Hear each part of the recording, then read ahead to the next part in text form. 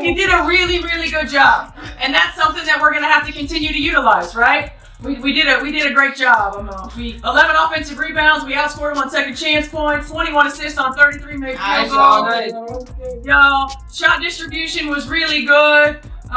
Just overall, like, strong team effort. We've talked about it all year. We're resilient and we're deep.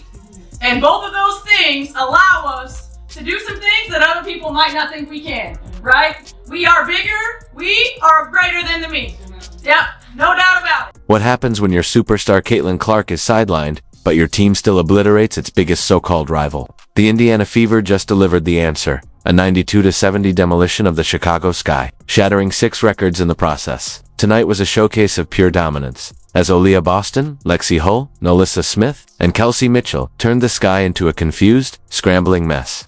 Angel Reese's squad had no answers, no rhythm, and no chance. If you've got the fever, drop it in the comments. I've got the fever. Folks, yet again, the Indiana Fever faced the Chicago Sky, and yet again, we whoop that. Oh boy. 92-70. It was a whole party. Imagine driving to the hoop, only for the rim to vanish and a brick wall to appear in its place.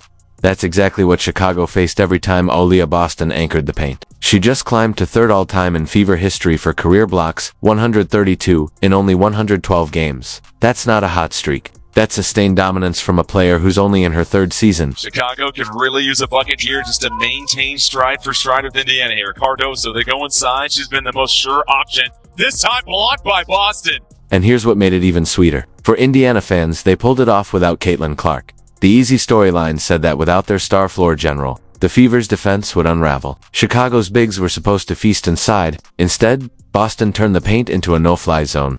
In the opening quarter, as Chicago tried to push the pace, she swatted a layup so cleanly the ball ricocheted all the way to midcourt. That block wasn't just a stop, it flipped the game's rhythm.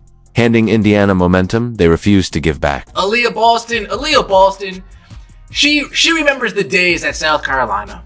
The practices at South Carolina, beating up on good old Camila Cardoso. She sees Camila Cardoso and she says, oh, this is food. This is a player, this is a matchup I can continue to be aggressive on.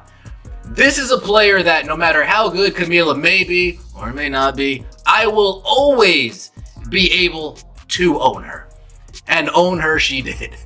Own her she did. Boston's timing is ridiculous. She swats well over a block per game without ever gambling herself out of position. That discipline forces opponents to think twice or not think at all about driving inside. By the second half, Chicago had given up on attacking the rim, settling for awkward contested mid-range jumpers. That's the mark of a true paint anchor, not just blocking shots, but rewriting the other team's entire game plan. AB moved up to 3rd all-time in Fever for franchise blocks. And Chicago, they had no answer. Possession after possession, they tried going inside and came up empty. Misses turned into Indiana rebounds, and the Sky started looking desperate. Every failed drive only made Boston feel bigger in their minds. And in a rivalry game, that kind of dominance isn't just a milestone, it's a statement. Not afraid to start the break, 2-on-4. The math doesn't work out. Cunningham thought about it, kicks it up top, Boston. Handing off to Mitchell. Mitchell, plenty of space. This time back to Boston. Boston, whoa, moving furniture and getting the layup. And Chicago couldn't adjust. Possession after possession, they pounded the ball inside and came away with nothing. Misses turned into Indiana rebounds, and the Sky grew visibly desperate. Every failed attempt only made Boston's presence loom larger in their heads. In a rivalry game, that kind of dominance isn't just a milestone, it's a statement. Coming off the screen, trying to create some separation. Comes up to Boston and trickles in. How often does a player hit a career milestone on defense and light up the scoreboard in the same game? That's exactly what Lexi Hull pulled off against Chicago. She didn't just record her 100th career steal, she put on an all-around clinic. This wasn't some quiet box score footnote. It was a statement that she's no longer just a shooter. Trying to find her rhythm, she's a legit two-way problem that opposing guards can't afford to sleep on. Lex, 100th career steal. Yeah! And team 9 points. Yeah! With Caitlin Clark sidelined and both Ari McDonald and Sydney Colson lost for the season, Hull's workload skyrocketed. She wasn't just logging extra minutes, she was tasked with stretching the floor, locking down the perimeter, and keeping the offense in rhythm. That's a heavy ask for anyone, but she handled it like she'd been waiting for this moment all year. Hall erupted for 17 points on 5 of -9 shooting, drilling 4 of her 6 threes. Each one landed like a gut punch to the sky, capping off her night with a new season high. Williams gonna have to hurry. Off the dribble, rolls out. Hall, open three. Oh, what a sight for Alexi Hall. She has needed that one to drop. Alexi Hall catching fire. Now Chicago just needs to get it a little bit more settled here in the half court. Nurse loses it. Mitchell 2-on-1. It's a foot race. Mitchell to Cunningham. Cunningham right there for 2 more. Chicago tried everything to chase her off the arc, but Hull's release was lightning fast. Early in the second half, she splashed one from the corner, over a fully extended defender, sending the Sky scrambling to cover. But by the fourth, with the Fever firmly in control, she pulled up from well beyond the arc and buried it. The crowd erupted, and that shot didn't just pad the lead, it signaled Chicago was officially out of answers. Again, no Sydney Colson out for the year with the ACL tear. Lexi Hall, though, the bucket and the foul. He's dealt with so much scoring adversity lately. Yeah, terrific baseline execution. She comes off the curl. Tell you what, this Fever team is going to be very dangerous, no matter the roster. Oh, Lexi Hall!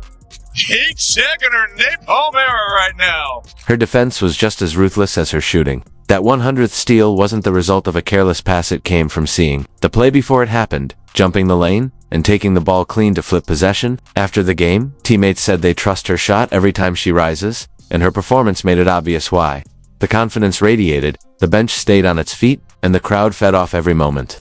Hull proved she can change a game on both ends, even without being the marquee name. Her hot streak didn't just protect Indiana's lead, it turned an already one-sided contest into a flat-out humiliation for Chicago. Lexi, that final three-pointer kind of felt like the perfect end of that night. Just if you could just talk to me about the celebration, how much of a relief that was for you, just kind of to punctuate it like that. I mean, it's fun. You know, the crowd was behind us today. It's fun to walk out of the gym on a high note and on a make. And yeah, I mean, I saw the time going down, so I was trying to pull out my inner Kelsey Mitchell. And while Hull was torching Chicago from deep, a couple of Fever players were putting in work closer to the basketry, reminding everyone that hustle stats can flip a game just as easily as a rainstorm of threes. Case in point, Kelsey Mitchell. What happens when your top scorer also decides she's going to be the floor general? Against Chicago, Mitchell didn't just lead Indiana in points, she doubled as their primary playmaker. She poured in 26 and dished a season-high 8 assists, climbing to the top of the WNBA scoring chart in the process. That's not luck. That's a star reshaping her game on the fly to fit whatever the team needs and making it look effortless. Chelsea Money Mitch, she brought the shovels out early. Money Mitch digging a ditch. And we got a couple for Kels. Kels, season high in assists. And moved into the lead in the entire WNBA for total points.